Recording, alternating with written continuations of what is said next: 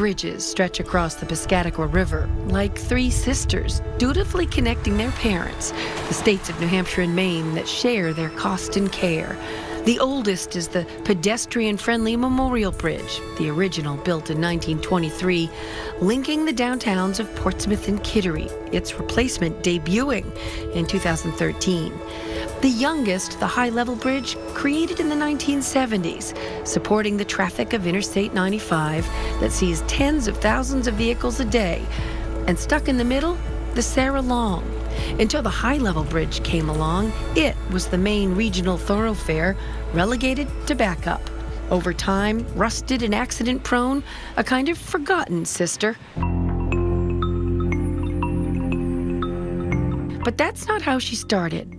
When she was dedicated in 1940 as the main New Hampshire bridge, she was state-of-the-art, easing Memorial Bridge traffic and with a railroad track for trains to and from the shipyard. But her steel truss design didn't weather well. There were times when that bridge would need to close, due to malfunctions. And we saw that, towards the end of its life, there were more mechanical failures. We had to post the bridge for load due to some of the steel corrosion. Sarah Long had lots of ups and downs, oftentimes stuck in one of those positions, if not stranding vessels on either side, then rerouting traffic, like in January 2013. Good news, it was stuck in the up position for the ships coming through and for the oil that we needed to get into port during this cold snap. Bad news for the bridge traffic, and bad news for the shipyard, too. Later that year, a 473-foot tanker came off its mooring and crashed into her piers. More repairs for a bridge on her last leg. But already in the planning, a replacement to be built as the first was dismantled. A middle sister whose day had finally come. The project started in November of 2014. We've been here 3.5 years. We've had anywhere from right now there may only be 20 people on site, but there's been over 200 at times. So I would approximate the man hours to be well over 500,000 man hours invested in the project. Most sections pre-manufactured, some on site, made in advance and put in place like a giant Lego set. The precast segmental towers are very unique. The only similar bridge to this in design would be in Bordeaux, France. In October of 2017, the final big piece floated in, the 300-foot-long, 2,000-ton center span. Set on a barge, pushed inch by tugboats. Engineers used tape measures to get it into the precise position so the outgoing tide could lower it into place. To my knowledge, it's the only one in the country that would go up and down to serve two different types of lifts. Indeed, it has a dual function, dropping down to train tracks and lifting up to let ships pass through. Designed higher off the water, so it only has to open a third as often. It's set at a different angle, and the center opening is wider. Before and after photos show that tugboats now have room to accompany ships, making passage much safer all the way around. In addition, we've also designed these piers and these towers to withstand a ship collision. And at road level, connected to a tower, a state-of-the-art control room.